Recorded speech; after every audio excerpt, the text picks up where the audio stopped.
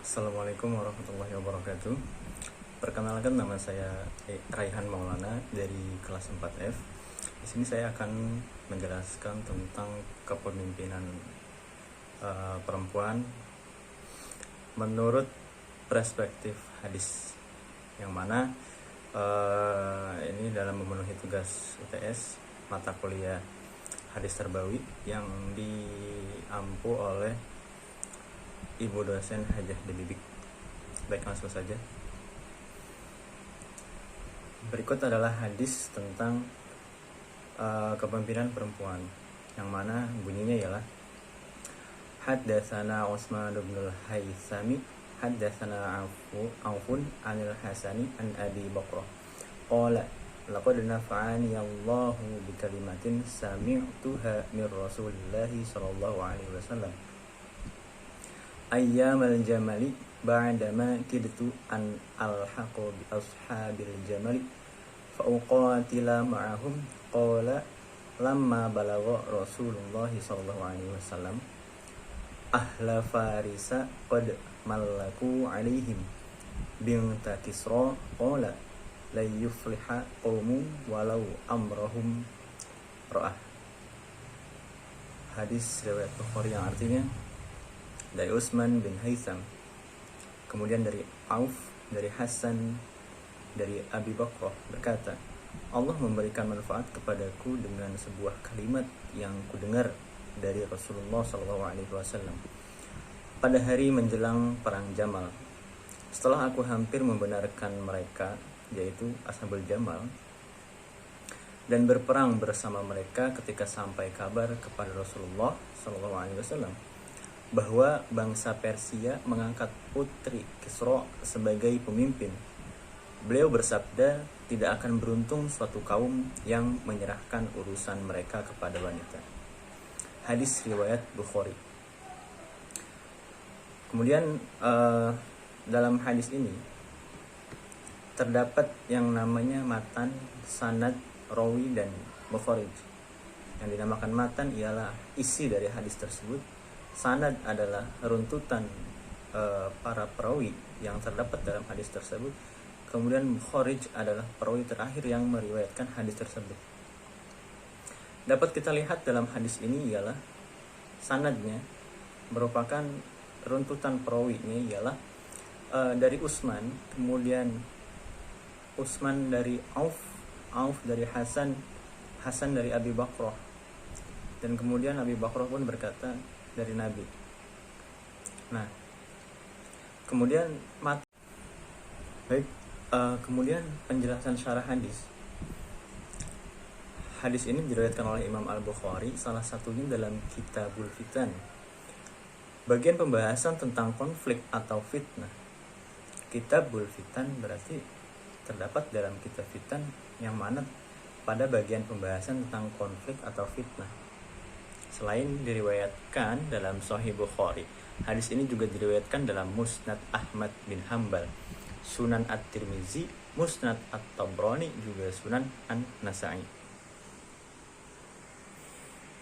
Kemudian Imam Bukhari meriwayatkan hadis tersebut dari jalur Utsman bin Haytham yang bersambung sampai sahabat Abu Bakrah yang bernama asli Nafi' bin Al-Haris. Ada juga jalur periwayatan yang dimuat oleh Imam Ahmad bin Hambal dari Muhammad bin Al-Musanna. Nah, kemudian untuk redaksi matan hadis seperti di atas, mayoritas merujuk pada Abu Bakrah.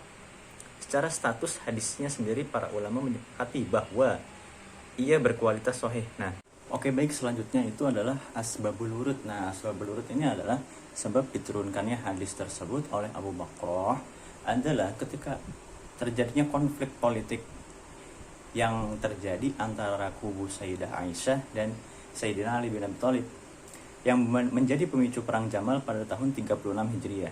Nah, posisi politik Abu Bakrah sendiri disebutkan tidak berpihak pada kubu Sayyidah Aisyah dan mendasarkan sikapnya pada pernyataan Nabi di atas. Jadi para pensyarah hadis menjelaskan peristiwa apa yang menyebabkan Nabi berujar demikian. Nah, Al-Kisah, negeri Kisra, salah satu bagian dari negeri-negeri Persia, memiliki seorang raja. Nah, raja tersebut itu terbunuh Buah dari konflik internal kerajaan, terbunuhnya raja tersebut itu karena ada konflik internal kerajaan. Rupanya pembunuh sang raja adalah anak laki-lakinya sendiri. Anak laki-lakinya membunuh rajanya yang mana merupakan ayah handanya tersebut. Intrik demi intrik terjadi dalam kerajaan, dan singkat cerita diputuskan untuk mengangkat raja dari anak perempuan sang Kisra.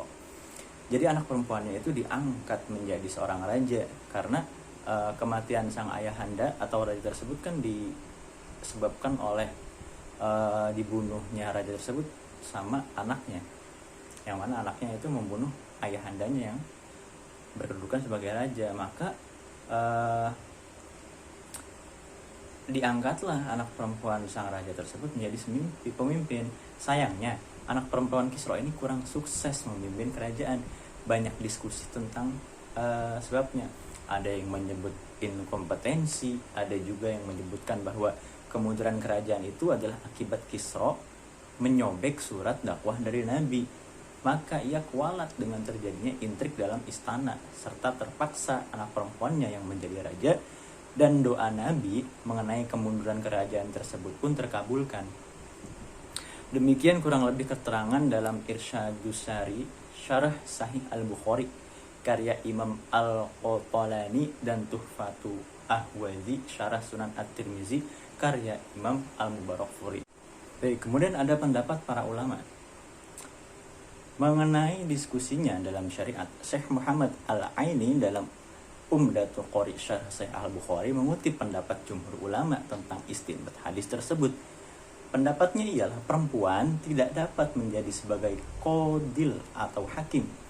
Meski ada pendapat minor di kalangan mazhab Malikiyah yang memperbolehkannya, komentar serupa juga dapat ditemukan dalam Syarah Sahih Al-Bukhari lainnya. Nah, seperti Irsyadus Syari karya Imam Al-Qotolani maupun Fathul Bari karya Ibnu Hajar Al-Asqalani. Tidak hanya demikian, boleh menjadi qadhi dalam urusan persaksian dan imamah kepemimpinan. Ia juga dilarang. Nah, jadi tidak hanya soal tidak diperbolehkan menjadi pemimpin ya, tapi juga tidak boleh menjadi qadhi dalam urusan persaksian dan imamah. Nah, mengapa jumhur ulama berpendapat demikian? Salah satu argumen disajikan oleh Imam Al-Munawi dalam Faidul Qadir tentang hadis tersebut, disebutkan bahwa suatu kaum atau golongan tidak akan sejahtera jika dipimpin perempuan karena lemahnya pemikiran perempuan. Yang dimaksud lemahnya pemikiran perempuan adalah perempuan itu lebih mengedepankan tentang perasaannya dibandingkan dengan pemikiran atau logikanya. Nah, selain itu, berdasarkan keterangan Al-Munawi, perempuan adalah aurat, merupakan suatu pantangan bagi perempuan untuk menjadi pemimpin karena pemimpin perlu banyak tampak di masyarakat. Kemudian masih tentang pendapat para ulama, lebih lanjut dalam Subulus Salam Syarah Al-Bulughul Maram karya Imam Asy-Syafi'i disertakan juga komentar. Nah, bahwa perempuan telah ditetapkan syariat untuk menjadi pemimpin di rumahnya. Hal ini meniscayakan bahwa urusan domestik kerumah tanggaan adalah tanggung jawab perempuan. Dan di sanalah ia dapat memimpin dengan beragam catatan di atas. Sementara dapat kita simpulkan bahwa pandangan ulama klasik yang dominan adalah tidak tepatnya mengangkat perempuan sebagai pemimpin dalam hal ini adalah terkait persaksian, qadhi, serta imamah kepemimpinannya di pemerintahan. Dengan beragam catatan di atas, sementara dapat kita simpulkan bahwasannya pandangan ulama klasik yang dominan adalah tidak tepatnya mengangkat perempuan sebagai pemimpin. Nah, jadi pendapat para ulama itu ada dua macam. Ada ulama klasik sama ulama kontemporer. Nah, oke, dalam hal ini berarti pendapat ulama klasik adalah secara tekstual, yang mana berpegang bahwasannya perempuan itu tidak boleh menjadi pemimpin karena dari hadis Nabi tersebut. Nah, sedangkan ulama kontemporer mulai mengkaji dengan sudut pandang lainnya, muatan hadis Abu Bakar tentang perempuan tak layak menjadi pemimpin. Nah, ini tak sejalan dengan semangat surat At-Taubah ayat 71. Quran surat At-Taubah ayat 71 yang artinya orang-orang yang beriman, laki-laki dan perempuan, sebagian mereka menjadi penolong bagi sebagian yang lain. Mereka menyuruh atau berbuat yang makruh dan mencegah perbuatan yang mungkar, melaksanakan sholat, menunaikan zakat, dan taat kepada Allah dan Rasul-Nya. Mereka akan diberikan rahmat oleh Allah. Sungguh Allah Maha Perkasa, Maha Bijaksana. Selain bertentangan dengan Al-Quran, sebagian ulama kontemporer meninjau bahwa kasus hadis tersebut bersifat khusus, hanya dalam konteks cerita Raja Kisra itu. Dengan demikian, di lain masa, perempuan tetap bisa menjadi pemimpin dengan persyaratan tidak melakukan hal-hal yang menjadi penyebab kemunduran negeri Kisra, yaitu tidak adanya kompetensi dan kecakapan. Pendekatan sesuai konteks cerita yang demikian sesuai keadaan Al-Ibrah bin Khusis, sebab la bi umumil lafzi.